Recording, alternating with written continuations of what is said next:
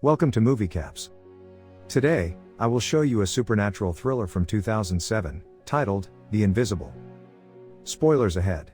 Watch out, and take care. Despite his domineering mother Diane's expectations for him, high school senior, Nick Powell, decides to skip graduation, and go to London for a writing program. While he excels in school, and is passionate about creative writing, his mother places unrealistic expectations on him, and is emotionally distant. Nick's father died abruptly a few years ago, and the two have kept their troubled relationship hidden. The film starts with a scene of what looks like a huge celebration. Diane gets up and says that it was not easy after the death of Nick's father. Then she says that raising a teenager like Nick was rewarding, as he has grown up to be a wonderful man, and that she knows that both of them will do great in the future. Diane then raises a glass to her high school-aged son Nick. She then offers him a present with his name engraved on it. "Make me proud, Nick," Mom says. Following that, Nick walks to the food table and cuts the center out of a chocolate cake, carrying his portion to the garage in his bare hands. There he sits next to a workbench and suddenly pulls a shotgun to his face. But it turns out all of that was a dream, as Nick wakes up startled in the morning. Diane has prepared 2 eggs and bacon in the shape of a smiley face on a platter. She is reading the newspaper when Nick asks her whether she has thought about the writing program in London. Her mother simply says that she doesn't need to think about it, as Nick knows how she already feels about it. After breakfast, Nick cycles to school. In school, Nick gives Pete Egan, a fellow student, a French essay at school. Nick asks if Pete wants to know what is written in the essay, but Pete simply responds that why would he need to speak French? At that moment, a girl comes up behind him and asks him if he is coming to a party at night. But he simply says that he is busy and has some things to do. Pete Egan, another student, gets accosted in the restroom by a gang of adolescents, led by Annie, who accuse him of accepting things without paying for it. The children threaten him with a knife, as Annie threatens to cut off his finger if he doesn't give the money soon. She leaves the bathroom as her entourage follows. Then we see a scene of the class, where a boy is reading his poem. After he is done, the teacher asks Nick to recite his poem. Nick starts speaking, and it seems that the entire class is engrossed in his recitation, which is interrupted by the ringing of the bell. Nick approaches Annie's group, and pays for the stuff that his friend took. He goes to her table, and asks about the amount that his friend owes them. He continues putting money on the table and asks Annie if that is enough.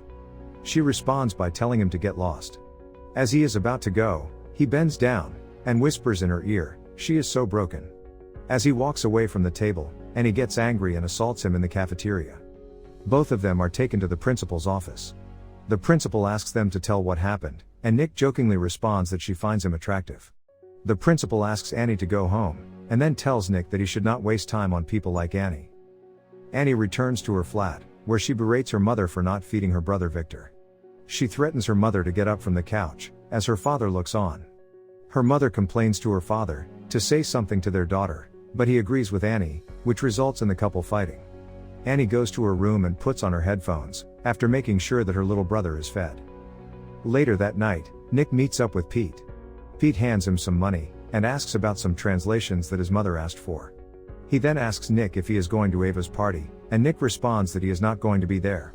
He then hands Pete a book, in which he has hidden an airline ticket that will take him to London, where he will be able to participate in the writing program. Since his father died when he was 13, he claims that his mother has had his life planned out for him, which is suffocating for him. Meanwhile, Annie's boyfriend, Marcus Bohem, goes out with her, and he breaks into a car. As she walks over to a shop with a jewelry exhibit, she breaks the window, and steals a lovely necklace. They flee in the stolen car, as the cops search for them. In the morning, she and Marcus have a fight, and she leaves. Marcus is asking to leave the bag with the stolen jewelry, but it seems that she doesn't trust Marcus. This makes him angry, and he informs the authorities that she has been stealing at school. At school, Pete is monitoring Annie at her locker. When the cops come, they break into her locker, and discover the stolen jewelry. Annie phones her lover, and informs him that she has been arrested. He pretends to be innocent, while she claims to know who did it, and that she would take care of it. Nick and Pete are going back home on their bicycles, as they discuss Nick's upcoming trip. Pete says that he wants to go to London as well, and that he wants to become a cricket star in London. But Nick jokingly reminds him that he has neither got the passport, nor the money to afford the ticket. He then bids farewell to Pete. When Nick gets home, His mother informs him that his flight has been rescheduled. Nick says that he can explain the situation to his mom, who simply seems disappointed at his actions, and says that it feels like she is living in the house with a stranger. Later that night, Pete is attacked by Annie and her group. Under duress, he directs the gang's attention on Nick, who is at the party that everyone at school was talking about. He meets a girl there, and offers to take her to London, on the next flight out in 2 hours. When they start kissing, she discovers a new watch in his pocket and takes it out, and asks him why he is wearing an old watch. He tells her that it was given to him by his father. He then gets out of the house and goes for a walk, only to be followed by a beat-up old automobile. It turns out that it was Annie and her goons. They start beating up Nick, as Pete looks from the car. He continues to beg them to stop. Annie goes up to Nick and asks him, "Who is the broken one now?" To which Nick responds, "You are." This makes Annie angry, and she kicks him into the lake. When the gang checks to see whether he's breathing, they discover he's not. The group is terrified, as one of them says that he is not going to jail for this. Annie suddenly comes to her senses, and says that they need to pick him up. They do so, and then carry him into the woods. In the process, his watch falls to the ground. They dump his body in a storm drain, cover it, and walk away. Annie decides to go to Marcus's home.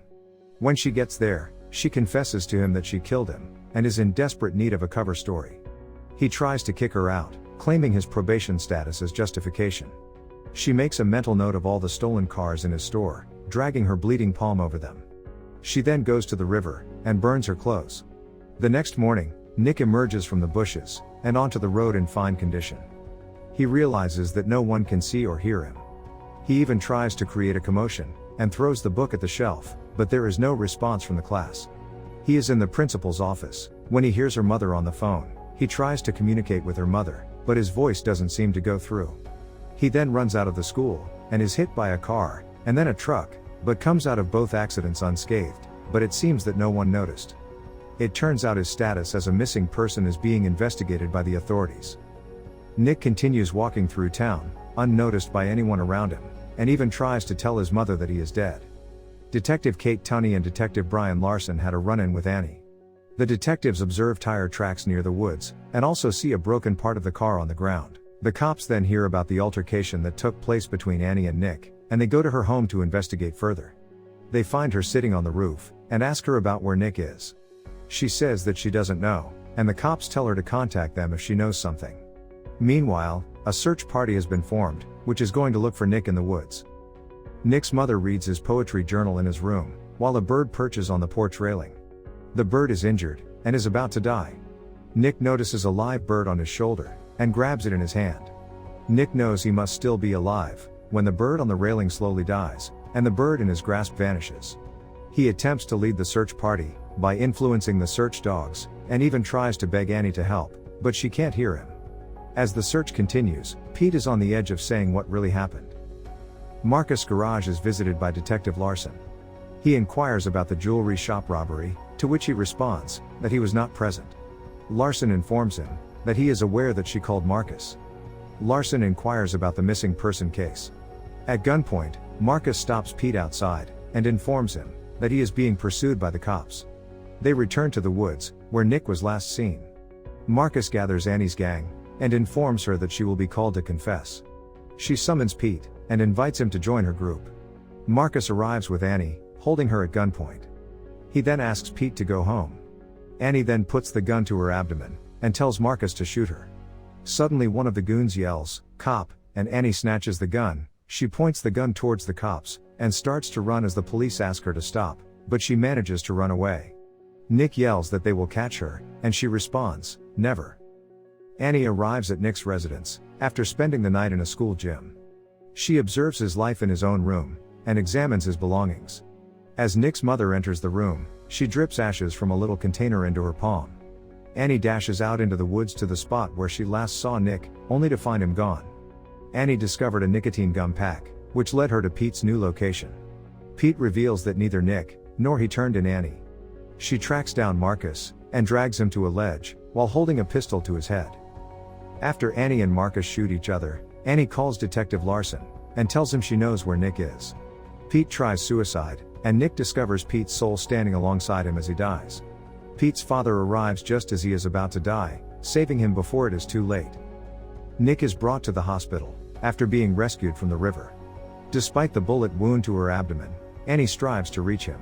Nick leads her down the corridors to him, and via Annie, he communicates with his mother. As Nick's spirit returns to his own body, she speaks to him in the hospital room, and lies next to him. She passes out at that point. Over a lake, a small child flies a remote-controlled airplane. Nick observes the youngster, and is concerned about his safety. He reveals that he was meant to bring his sister, but she died.